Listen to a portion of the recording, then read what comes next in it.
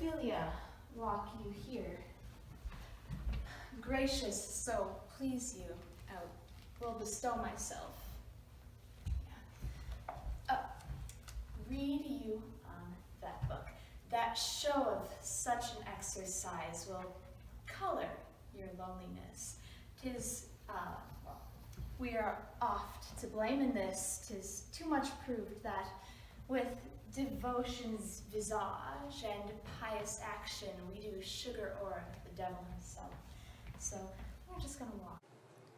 Oh, 'tis too true. How smart a lash that speech doth give my conscience. The harlot's cheek, beautied with plastering art, is not more ugly to the thing that helps it than is my deed to my most painted word. Oh, heavy burden. I hear him coming. I'll bestow myself.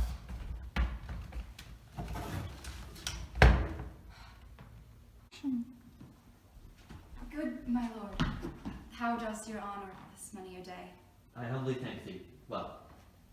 My lord, I have remembrances of yours, which I have longed long to redeliver.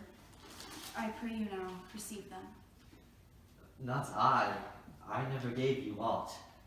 My lord, you know right well you did, and with them words of such sweet breath composed as made these things more rich. Their perfume lost. Take these again, for the noble mind rich gifts wax poor when givers prove unkind.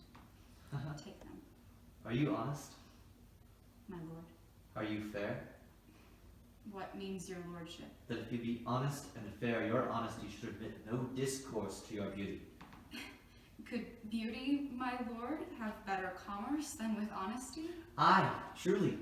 For the power of beauty will sooner transform honesty from what it is to a bawd, than the force of honesty can translate beauty into its likeness. This was sometime a paradox, but the time gives it proof. I did love you once. Indeed, my lord, you made me believe so. You should not have believed me. For virtue cannot so inoculate our old stock, but we shall relish of it. I love thee not. I was the more deceived. Get thee to a nunnery! Why wouldst thou be a breeder of sinners? I am myself indifferent honest, but yet I could accuse me of such things that it were better my mother had not borne me. I am very proud, revengeful, ambitious, with more offenses at my beck than I have thoughts to put them in, imagination to give them shape, or action, or time to act them in. What should such fellows as I do, crawling between earth and heaven? We are errant knaves all, believe none of us. Where is your father? At home, my lord. Let the doors be shut upon him, that he may play the fool nowhere but in his own house. Farewell. Help him, you sweet heavens! If thou dost marry, I'll give thee this plague for thy dowry. Be thou as chaste as ice, as pure as snow. Thou shalt not escape calumny. Get thee to a nunnery. Farewell. Or if thou wilt needs marry, marry a fool, for wise men know well enough what monsters you make of them. To a nunnery go, and quickly too. Farewell. Heavenly powers, restore him! I have heard of your paintings too well enough.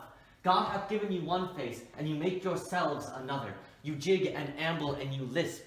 You nickname God's creatures, and make wantonness your ignorance. Go to! I'll no more on it. It hath made me mad. I say there shall be no more marriage. Those that are married already, all but one shall live. The rest shall keep as they are. To a nunnery, go!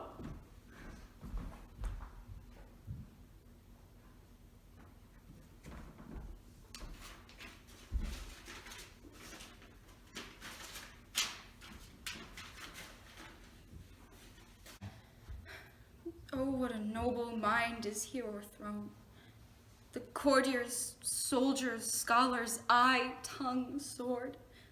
the expectancy and rose of the fair state, the glass of fashion, and the mold of form, the observed of all observers, quiet down.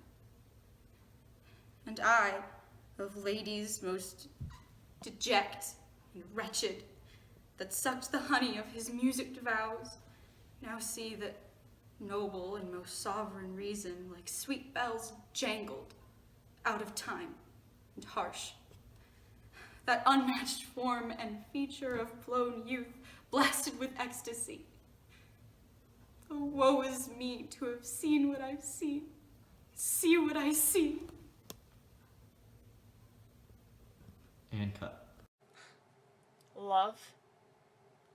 His affections do not that way tend, nor what he spake, though it lacked form a little, was not like madness. There's something in his soul, o'er which his melancholy sits unbrewed, and I do doubt the hatch and the disclose will be some danger, which for to prevent, I have in quick determination thus set it down. He shall with speed to England, for the demand of our neglected tribute. Haply the seas and countries different, with variable objects, shall expel this something settled matter in his heart, whereon his brains still beating puts him thus from fashion of himself. What think you on it? It shall do well. But yet I do believe that the origin and commencement of his grief sprung from neglected love. How now, Ophelia?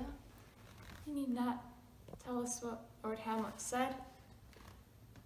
We heard it all. My lord, do as you please, but if you hold it fit, after the play, let his queen mother, all alone, entreat him to show his grief. Let her be round with him, and I'll be there, so please you, in the ear of all their conference. If she find him not, to England send him, or confine him where your wisdom best shall think. It shall be so. Madness in great ones must not unwatched go.